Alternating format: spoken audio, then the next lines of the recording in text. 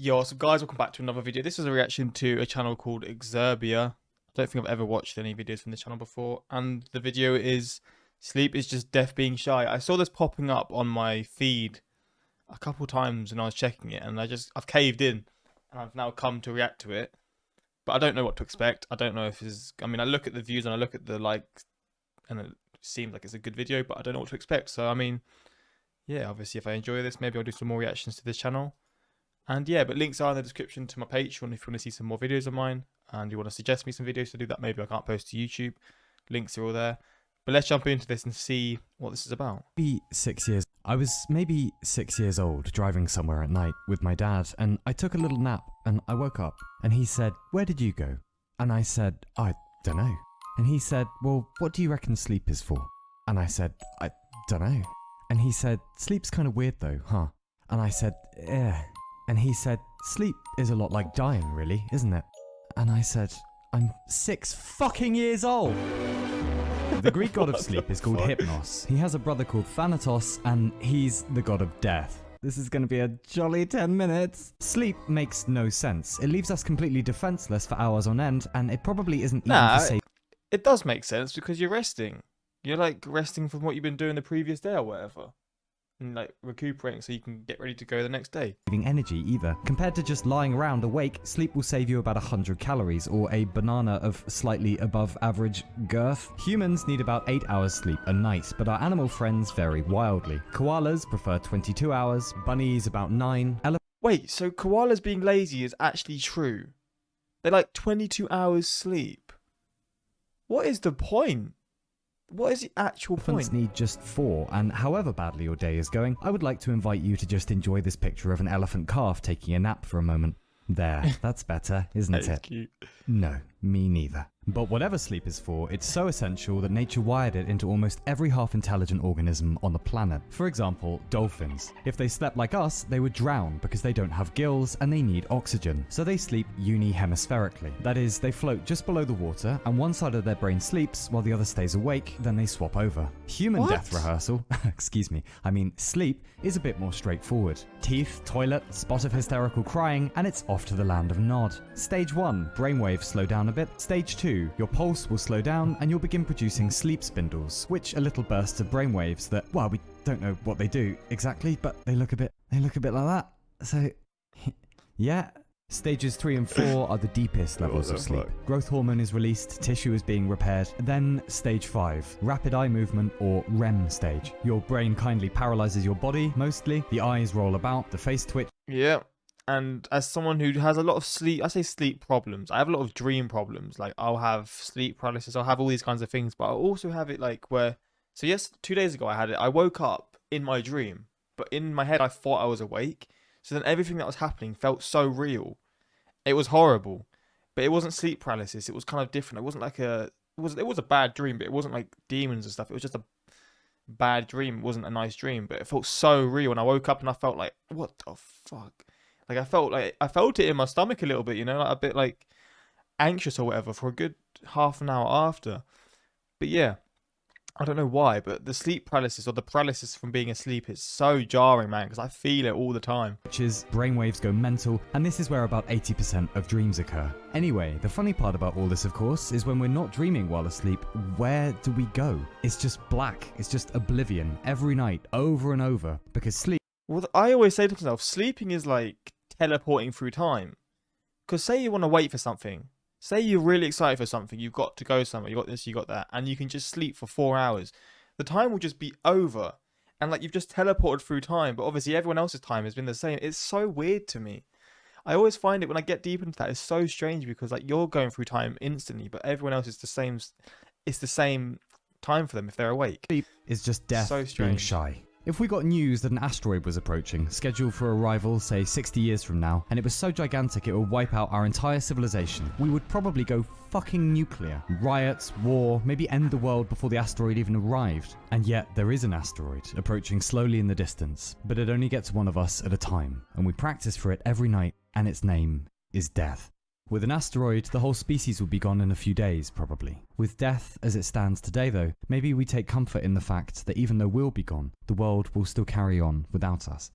But ignoring technology and politics, we do know a bit about the future we'll all miss out on. And if it cheers you up, we can take a little tour of that future. Just for fun, let's say sometime in the next few years you become a parent to 2 children, and that the average human generation cycle is about 30 years. Well, by the 2080s, we're 2 generations down the line. You are now a grandparent, and 6 humans have inherited your DNA. If humans have made it to Mars on November 10th, 2084, the colonists will witness the transit of Earth from Mars, the Earth resembling a black disk passing across the sun. 2110, another generation later, and assuming humans have on average 2 children, your children have grandchildren now, and you have 14 descendants. It's quite possible they attended your funeral. Don't worry, everyone got smashed in the pub afterwards and said nice things about your hair. The world population is probably around 11 billion humans, having jumped 4 billion in just a century. The 2140s, another generation, all things being equal, 30 humans now carry your genes. 2200, another generation, and we're into the 23rd century. Halley's Comet has just reached its perihelion, you have 62 descendants. The mid-2200s, now 6 generations, that's 126 descendants of yours. Lilu and Corbin Dallas will shortly be initiating a romantic relationship, and by the end of this century, still at 2 children per generation, you now have 2,050 descendants. We can no longer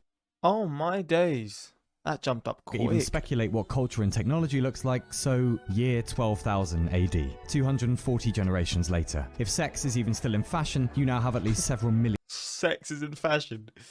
Oh god. descendants. The star Antares has just gone supernova probably, and will be visible from the Earth even in daylight. Year 52,000 AD, 1,500 generations of your progeny later, and the Earth's rotation will have slowed enough courtesy of the moon that we'll need to add a leap second to preserve timekeeping. Year 100,000 AD, 3,000 generations later, you might recognize the constellations, but they'll be altered. The handle of the Big Dipper getting a little relaxed at the back, for example. 250,000 AD, 7,500 generations later.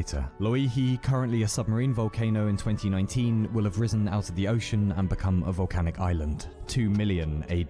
The Grand Canyon erodes to surround the Colorado River, if there is indeed still a Colorado River left. 50 million AD. Eurasia and Africa collide, forming an entirely new mountain range. 5 to 600 million AD. It's possible Earth's continents have fused back into a single supercontinent. A day on Earth has probably gained at least an hour. Our moon is now so distant, solar eclipses never happen again. 1 billion AD. The sun is now 10% more luminous, meaning our oceans have begun to evaporate. Plant life is unlikely. 4 billion AD. The Milky Way, our galaxy, and our neighboring galaxy Andromeda collide, forming Milkomeda. 10 billion AD. The Sun is now 256 times its current size and has almost certainly swallowed Mercury, Venus, and Earth. 1 trillion AD. It's possible the Big Crunch has now begun. The remains of the universe falling back in on herself. Galactic clusters will begin to converge, stars will collide, the resulting explosions illuminating the heavens nearby and distant. Eventually, the black holes of the universe will collide with one another, amassing into a single supermassive black hole, consuming itself. 1 quadrillion AD. It's also possible no Big Crunch will occur and the universe will continue to expand indefinitely. In this scenario, the main points of interest for the next almost infinite period of time will be the decay of nucleons, that's protons and neutrons, beginning an era in which only black holes exist in the universe, and assuming a new universe has not begun, the current universe will achieve its final resting energy, uninhabited, uninhabitable, barren, perpetual, limitless dark, with no recourse to the fecundity that once teemed within the boundaries of creation.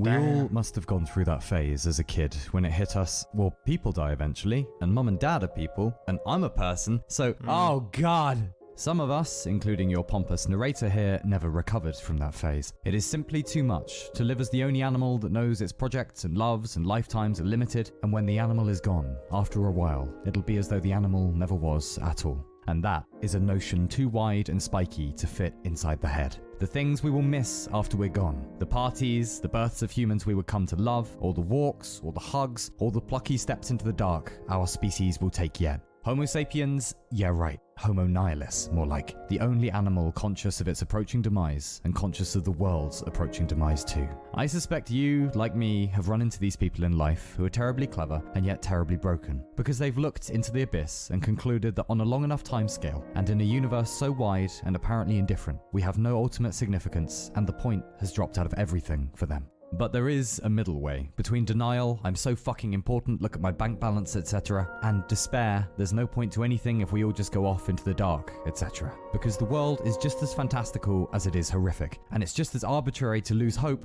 as it is to find it. If everything was forever, would that really change so much? 80 years or a trillion, beer would still taste just as good, wasps would still be pricks. Fuck you, wasps. And maybe tomorrow we'll kill aging and death and stay up infinitely past bedtime. But as it stands today, we don't have the science yet. And so God-fearing or not, we have to find some way of making peace with the thing. For you, it might be religion or some variant of spirituality, and fair enough. But I'll tell you what works for me personally though. When it's late and I can't sleep and the abyss starts whispering about how I'm going to go into the dark one day, I keep in mind that whether I like it or not, I am part of something bigger. An experiment conducted across the entire planet, conducted across all of history, called us.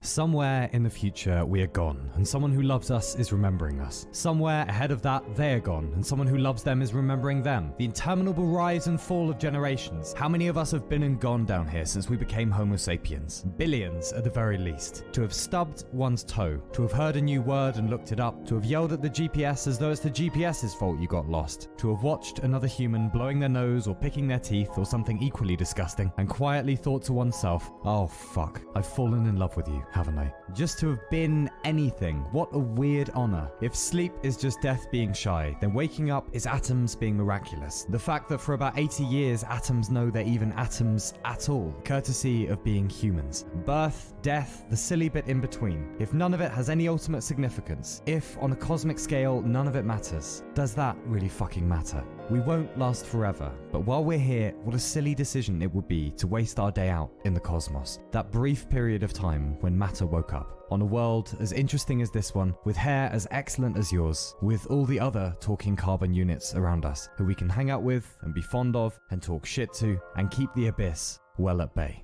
And if all that wasn't enough, just in case, in the words of Ursula K. Le Guin, a human who left us just last year, when I take you to the valley, you'll see the blue hills on the left and the blue hills on the right. The rainbow and the vineyards under the rainbow late in the rainy season. And maybe you'll say, there it is, that's it. But I'll say a little farther.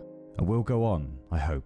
And you'll see the roofs of the little towns and the hillsides yellow with wild oats. A buzzard soaring and a woman singing by the shadows of a creek in the dry season. And maybe you'll say, let's stop here, this is it. But I'll say a little farther yet. And we'll go on, and you'll hear the quail calling on the mountain by the springs of the river, and looking back, you'll see the river running downward through the wild hills below. And you'll say, isn't that the valley? And all I will be able to say is drink this water of the spring, rest here a while. We have a long way yet to go, and I can't go without you. God damn.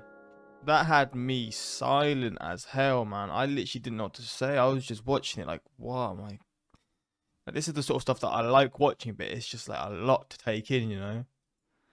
Flipping hell, what a video, man. Lucid dreaming is death in creative mode. Sleep is not death being shy, it's simply a time machine to breakfast. Bro, that was crazy, man. Oh my days. Does this channel still make videos? I assume they do, right? Because they're quite a big channel. Our species probably began about Yeah, 200. they do. How the frogs cooked dinner. Exam for humans. Yeah, they still make videos. But if you enjoyed this reaction, let me know in the comments what you want to see me react to next from this channel or whatever. But this was a lot, man. A lot to take in. I was just silent. Sorry, I wasn't really speaking much. At the start I was, and then I just got into the zone and I was just like taking in everything I was listening to pretty much. But yeah, this is an elite channel. I like this a lot. If you haven't already, go show the channel some love. I'm sure you already know it. But yeah, until next time, like, subscribe. Peace.